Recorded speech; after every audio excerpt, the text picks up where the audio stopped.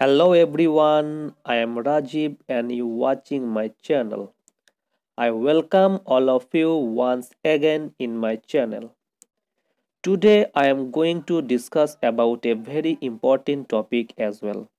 That is tense.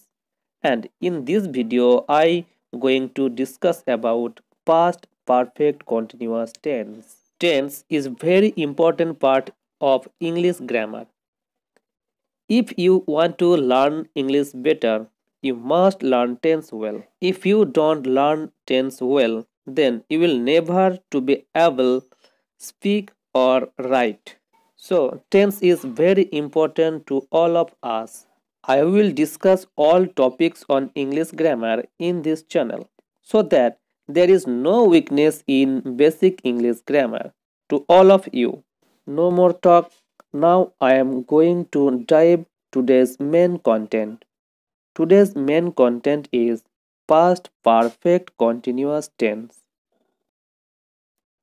Past perfect continuous tense. Perfect continuous অর্থাৎ এর মধ্যে পারফেক্ট এবং কন্টিনিউয়াস দুটোর বৈশিষ্ট্যই বর্তমান। পারফেক্ট এবং কন্টিনিউয়াসের ভিডিও আমি আগের ভিডিওতে দিয়ে রেখেছি, তোমরা সেখান থেকে দেখে নিতে পারো এবং তারপর এই ভিডিওটা তুমি দেখলে পাস্ট পারফেক্ট কন্টিনিউয়াস টেন্স সম্পর্কে সম্যক ধারণা তোমার জন্মাবে, এটা আমি আশা রাখি। তো প্রথমে দেখব যে পাস্ট পারফেক্ট কন্টিনিউয়াস টেন্স কাকে বলে। অতীতকালে কোনো কাজ কোনো বিশেষ সময়ের পূর্বে আরম্ভ হয়ে সেই সময় পর্যন্ত চলছিল বোঝালে পাস্ট পারফেক্ট কন্টিনিউয়াস টেন্স হয়।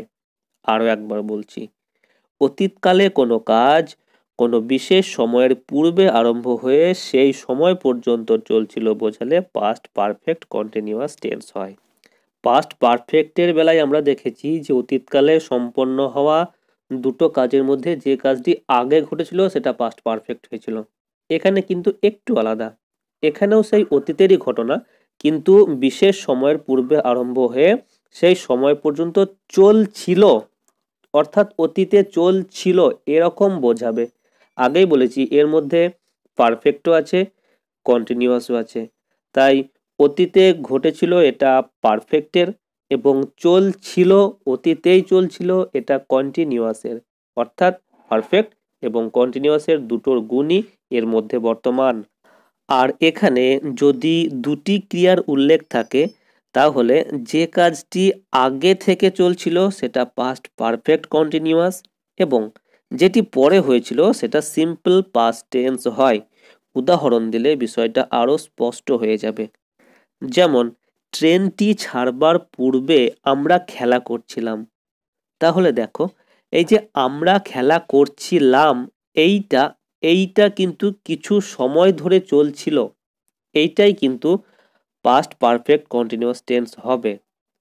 তাহলে এটা ট্রান্সলেট করলে ঠিক এরকম দাঁড়াবে, we had been playing before the train started.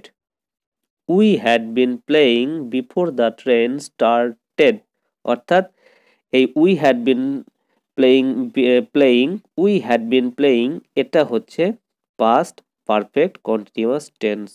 কেন না এখানে প্রথমে সাবজেক্ট বসেছে এবং তারপরে হ্যাড বিন, তারপরে ভার্বের সঙ্গে আইএনজি অর্থাৎ প্লেয়িং।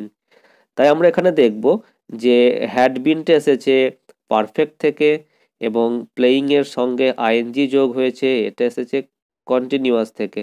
তাই এখানে আমরা দুটোর বৈশিষ্ট্যই বর্তমান সেটা আমরা লক্ষ্য করতে পারবো। এবং তারপর বিফোর দিয়ে দ্য ট্রেন স্টার্টেড, এটা কন্টেন্স না এটা সিম্পল পাস্ট টেন্স, বাদবাকি অংশটা হবে সিম্পল পাস্ট টেন্স। আরও একটা উদাহরণ দিয়ে তোমাদের বিষয়টা বুঝিয়ে দিই। আমি যখন তার সঙ্গে দেখা করতে গেলুম তখন সে উপন্যাস পড়ছিল। তো সে আগে থেকে উপন্যাস পড়ছিল, অতীতে কোনো একটা কাজ চলছিল, এটা শেষ হয়নি এরকম বোঝাচ্ছে। তাহলে এটা ট্রান্সলেট ঠিক এরকম হবে, she had been reading a novel when I went to meet her. তো দ্বিতীয় অংশটা when I went to meet her, এই অংশটা কিন্তু সিম্পল পাস্ট। আর she had been reading a novel এই অংশটা কিন্তু পাস্ট পারফেক্ট কন্টিনিউয়াস টেন্স। তাহলে এই দুটো উদাহরণে আমরা এই দুটো উদাহরণ থেকে আমরা এর স্ট্রাকচার বা রুলস কি পাই, সেটা হচ্ছে প্রথমে সাবজেক্ট হবে, তারপর হ্যাড বিন হবে, এখানে কিন্তু শুধুই হ্যাড বিন হবে, এবং তারপর ভার্বের সঙ্গে আইএনজি যোগ, তারপর অবজেক্ট বা আদার্স যে কোনো কিছুই হতে পারে। তাহলে প্রথমে কি না সাবজেক্ট, তারপর হ্যাড বিন, এবং তারপর ভার্বের সঙ্গে আইএনজি যোগ। আরও একটা উদাহরণ, যখন আমি ছেলেটিকে দেখলুম তখন সে কয়েক ঘন্টা ধরে কাঁদছিল। তাহলে এখানে কোনটা পাস্ট পারফেক্ট কন্টিনিউয়াস হবে? না, সে কয়েক ঘন্টা ধরে কাঁদছিল। অতীতকালে দুটো ঘটনার মধ্যে পুরনো ঘটনাটা নির্দিষ্ট সময় পর্যন্ত চলছিল, তাই এটা পাস্ট পারফেক্ট কন্টিনিউয়াস টেন্স হবে। তোমরা প্রত্যেকটা উদাহরণ দিয়ে বুঝে নাও ভালো করে বিষয়টা। তো এটা ট্রান্সলেট কেমন হবে? When I meet the boy, he had been crying for several hours. এই যে he had been crying for several hours, এই অংশটুকু অবশ্যই পাস্ট পারফেক্ট কন্টিনিউয়াস টেন্স। আরও কয়েকটা উদাহরণ আমি দিচ্ছি যাতে কোনো ডাউট তোমাদের এই বিষয়টার উপর না থাকে, কারণ উদাহরণ দিয়ে বুঝলেই বিষয়টা স্পষ্ট বোঝা যায়। যেমন, তোমরা আসবার আগে আমরা ফুটবল খেলছিলাম। তো আমরা ফুটবল খেলছিলাম এটা বেশি পুরনো, তাই কি হবে? We had been playing football before you came. We had been playing football before you came. তারপর, সেই সময় তিনি একটি উপন্যাস লিখেছিলেন।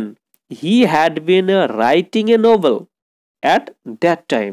যেহেতু সেই সময়, তাই এখানে দ্যাট হবে। He had been writing a novel at that time. This is it for this video. I hope you like this video. If you like, please share it in your friends, your colleague, your relatives. If you have not subscribed my channel yet, I would like to say you that please subscribe my channel. Please let me you know in the comment section how did you like this video and how did you feel about this video. And also, you have any suggestion, please send to me. I will write back like such type of this video. That's enough for today, and I will meet you again next another video.